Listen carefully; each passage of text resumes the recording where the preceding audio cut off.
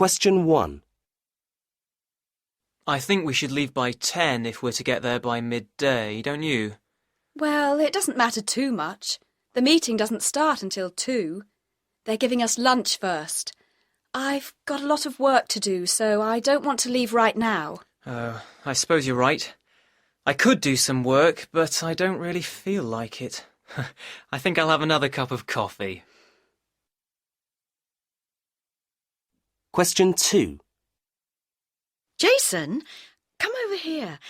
Is that the manager's car leaving the car park? I thought we had a meeting with him. Oh, let's have a look. Yes, he's going to meet the new chief executive for lunch.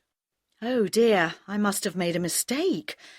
Is that his PA in the car with him? Oh no, he never takes her anywhere with him. Must be his wife. What meeting did you think you were having? Question 3. Can I use your photocopier, Ken? The one in our office has got an enormous queue and I'm in a hurry to get this report out. Sure. Why the hurry? I thought you were trying to slow down a bit. I am, but I was late in today. My car wouldn't start, so I had to come in by train. Take a tip from me. Live near work so that you don't have to rely on public transport. Question 4. Are you taking Mr. Wong to his hotel? I hear he's feeling really tired after his flight. No, he said he wanted to meet at the restaurant, so I'm picking him up from his office in a few minutes. I expect he wants to get the meeting with the director out of the way first. Oh, want a lift? There's going to be plenty of room. I'm taking the company car. Yes, please. That'd be great. Question 5. What's the matter, Shane? You look worried. I'm trying to make sense of the share prices that have just come through. Not good news, then. No. Our share price has fallen by €10 since September. I think we may have to do something drastic. Pity. Things were looking good before then. But then again, whose shares are doing well? Question 6. I hear you aren't producing any more vehicles this year. Not quite. We've decided to concentrate on our luxury car range. The profit margins are so much higher. We've given up motorbike production, though. Shame. What about the large trucks? I thought they were doing well. They are. We've just received a large order from Latvia, so we're keeping on with them.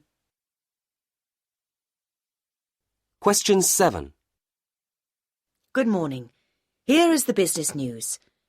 It was a slow start yesterday, but prices ended up higher in some sectors. In a surprising show of strength, Acme's shares went up by 37 cents to $2.49. This was after an announcement that profits around the 50 billion mark are forecast for the new year. Good news for some, but other companies did less well. Question 8. I've come for the directors' meeting. Is it in this building? Let me see. Yes, it's in the boardroom. Where's that? On the 4th floor. When you come out of the lift, turn right, and it's the second room on your left at the end of the corridor. Thanks. I'll find it. Hello, is that Freshfields, the supermarket chain? Yes. It's Martin Conran speaking. I'm the publicity manager. Great. I'm Alison Warner, and I'm phoning from the Caterer magazine because, as you know, we're doing an article on you next month. I just need to check a few details with you. Is that okay? Sure. Go ahead.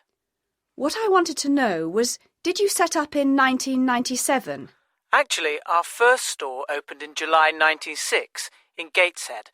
We've been going for nearly 10 years now. I didn't realise, sorry. Where did you say the first store was? It's just outside Newcastle, spelt G-A-T-E-S-H-E-A-D. Of course. And let me see. Now you have over 200 stores in the whole of the country. 350, actually, in the north. That's where we concentrate on, at least for the moment. And we're due to open another 6 next year, in 2005. Wow. So you're obviously a successful operation. What about staff? How many people do you employ? I hear that you are a big employer as well. Perhaps the main employer in some parts. On average, between 40 and 60 in each store. So, at present, between 1,500 and 2,000 people. Yes, we are an important employer in a number of towns in the northeast. I see. So you are still expanding fast. We are. In fact, we now account for 7% of the food retail market and 2% in other sectors. That's pretty impressive. What do you put your success down to? In my view, it's about... Good morning, everyone. Thank you for coming. I want to say a few words about our business before you get started on your training programme. First of all, I want to thank you all for the part you played in making it such a successful summer season. As you know, the refurbishment of the lounges and the private dining rooms is complete and much admired by our guests.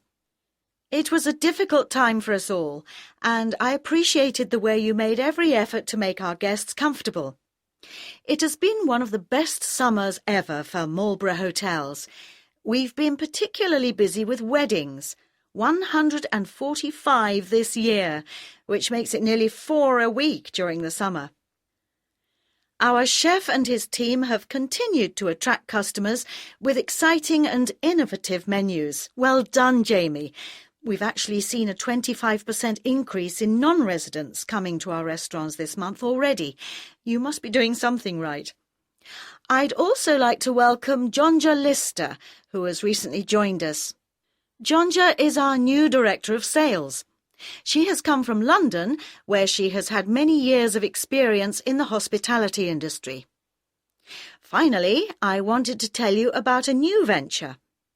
We have decided that as a country hotel group, we will be making a point of welcoming dogs, with their owners, of course. I know some of you aren't keen on the idea, but just remember, dogs don't drop cigarette ends, spill coffee on the new carpets, or sing loud songs in the early hours of the morning. So I hope you will make our four-legged friends welcome in those areas of the hotel we have designated suitable. Now I shall leave you in the capable hands of Keith. Enjoy your day. I thought it might be useful today if I started by offering you a few words of advice about doing TV interviews. Many of you have already had this experience, and it is becoming a more frequent part of the role of the chief executive and other company spokesmen. In the past, the greatest challenge was to make a good speech. That was easy enough if you had someone good to write it for you. All you had to do was read what was written, smile now and again at the right places, and you couldn't lose. Things have changed, and the long, sometimes dull and boring speech to the shareholders is less important than the 2-minute interview on national television.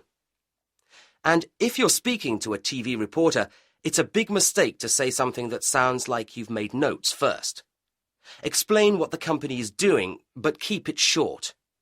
You could say that your company is a forward-looking business, but don't give too much detail or you'll sound like you're reading out of the brochure. What you mustn't forget is that it may feel like you're having a conversation, but really it's more like a presentation. It's wrong to think that the interviewer wants to have a nice chat with you. If you do that, you may say more than you need to, and that is sure to get reported back to the shareholders. Could be embarrassing, couldn't it? Now, you're probably used to giving your teams a lot of reasons why certain decisions have been made. Don't do that on camera. It's boring for the interviewer, and you'll quickly lose the viewers too. Instead, stick to the headlines, the decisions. That's all there's time for, believe me. After all these warnings, I still think that it's not all bad news if an interviewer wants to talk to you.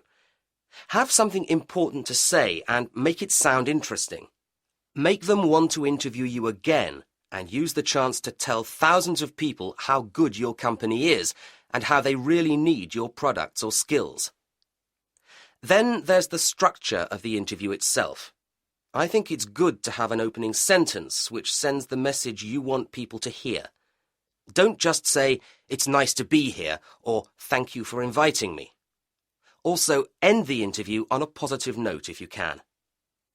Then there are always those tricky questions. If a question comes up that you can't or don't want to answer, give yourself some time. Say, "Now, that's an interesting question." Then you can move on quickly to something you want to talk about. If you do it well, nobody will notice. If you do it badly, it may sound like you are hiding something. Finally, stay awake even after the interview has finished. Even if the light on top of the camera isn't on, take care.